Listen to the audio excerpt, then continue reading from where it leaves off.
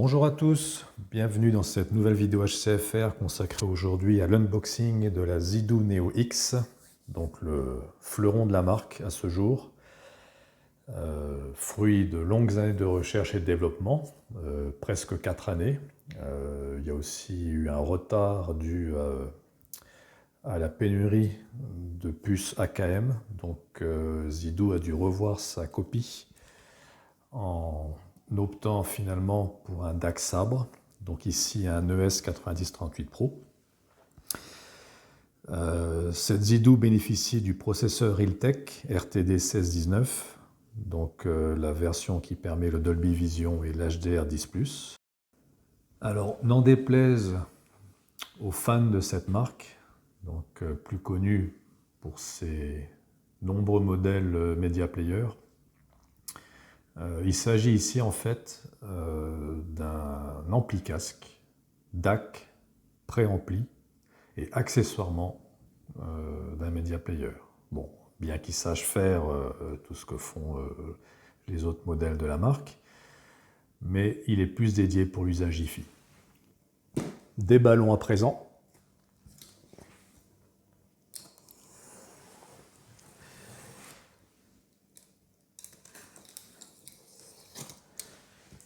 Donc le colis arrive dans un suremballage qu'on a déjà ôté.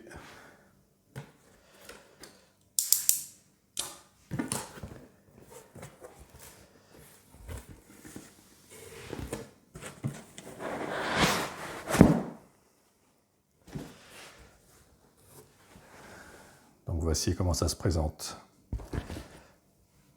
dans une housse synthétique. Alors,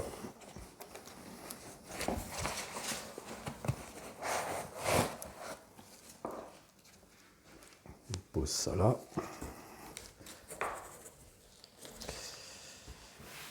Vous avez les accessoires.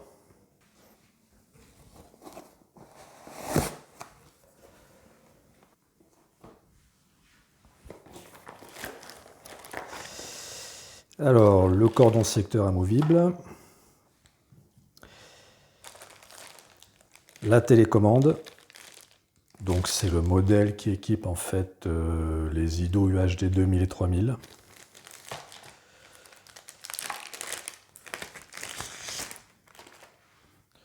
Je la trouve très ergonomique pour posséder l'UHD 2000, elle marche très bien, puis vous avez aussi des touches programmables. Vous pouvez assigner les changements de volume de votre téléviseur, par exemple, les sections d'entrée vidéo, etc. Elle a aussi une fonction Bluetooth et elle est rétroéclairable. Voilà. Qu'avons-nous d'autre? Un câble HDMI. Donc là, ce sont les antennes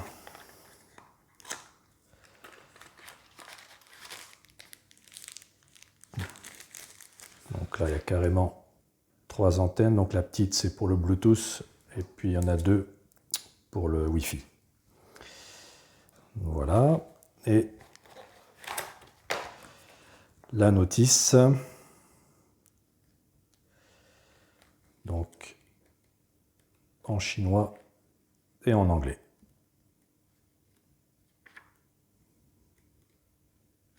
Voilà pour les accessoires. Et maintenant, ce qui nous intéresse le plus ici, la Neo X.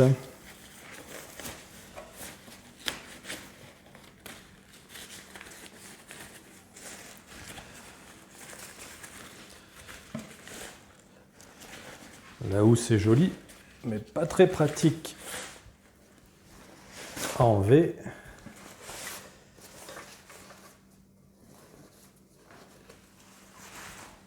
Voilà.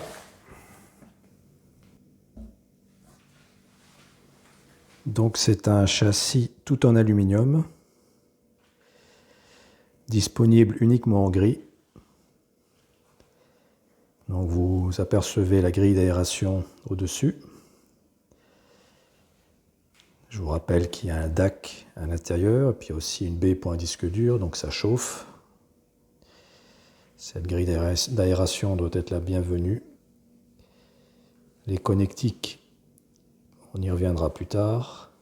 Là, on aperçoit la baie pour un disque dur de 3,5 pouces externe, 16 Tera maximum. Et on revient devant cette façade que je vais vous décrire maintenant. Nous apercevons un écran tactile OLED 5 pouces. Donc là, on peut apercevoir un petit plastique de protection, mais bon, je vais le laisser. Ça évitera de rayer l'appareil pendant les tests. Alors, c'est un ampli casque DAC préampli. Donc vous avez deux types de sorties casque jack, donc une symétrique 4 mm et une asymétrique 6,35 mm.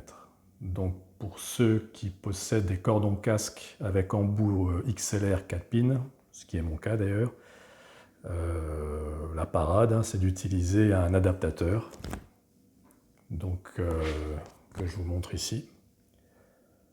Voilà, pour retrouver votre prise jack 4 pins, tout simplement. Donc le constructeur indique pour cette sortie symétrique une puissance de sortie de 410 mW sous 32 ohms. Et concernant la sortie asymétrique, lorsque vous êtes réglé sur le gain faible, il annonce 110 mW sous 32 ohms et en gain élevé 42 mW sous 300 ohms. Donc vous avez deux modes de réglage gain. Le mode faible pour les casques 16-32 ohms et le gain élevé pour le 32-300. Donc voilà, donc ici le capteur infrarouge, le bouton power, le gros bouton volume, un bouton select, un bouton return, un bouton switch et deux entrées USB en façade. Voilà pour l'avant. Sur le côté, vous pouvez apercevoir une baie pour disque dur, comme je vous l'ai dit auparavant.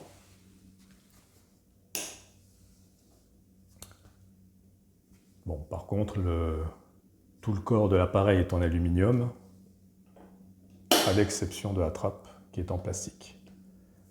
Là, je trouve que c'est une faute de goût. Donc là, vous pouvez apercevoir les pieds qui m'ont l'air de bonne qualité. Vous avez une mousse amortissante. Nous allons maintenant voir les connectiques. L'appareil est lourd, hein. Il fait entre 8 et 9 kg.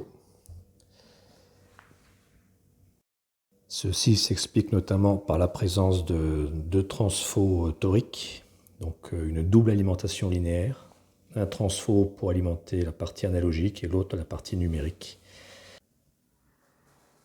Alors, juste sous la grille d'aération du ventilateur, nous trouvons l'embase secteur IEC. Juste à côté, l'endroit pour brancher l'antenne Bluetooth. La prise RS232.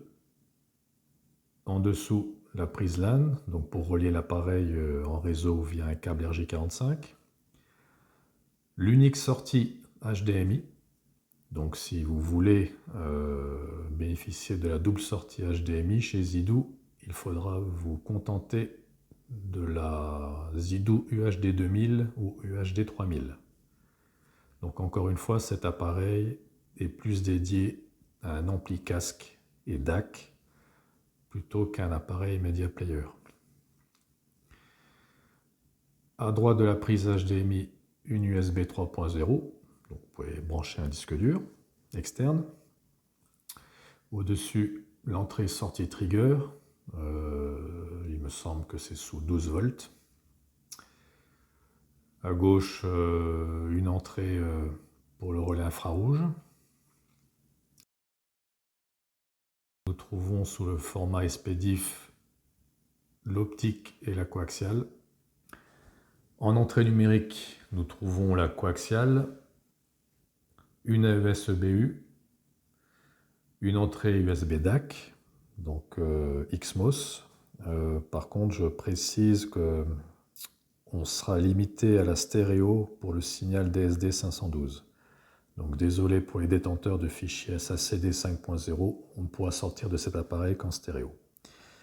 Et concernant le PCM, ce sera du 768 kHz, 32 bits grand maximum en stéréo. Alors par contre, une petite déception, c'est l'absence d'entrée optique. Donc ce qui est dommage, car on aurait pu brancher un téléviseur par exemple.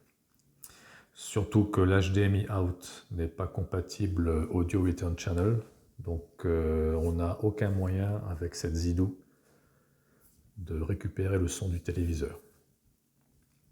Autre déception, l'absence d'entrée analogique, ce qui peut être très surprenant pour un ampli casque. Donc on ne pourra pas bénéficier d'un DAC externe. En sortie analogique, nous trouvons une paire de RCA pour le signal asymétrique et pour le signal symétrique, une paire d'XLR. Et nous avons les deux emplacements pour visser les antennes Wi-Fi. Voilà, on a fait le tour de l'appareil. Donc je vous dis à bientôt sur HCFR pour une prochaine vidéo qui sera consacrée au menu. Voilà, merci de votre attention. Stranger to excuses, burned me once or twice. I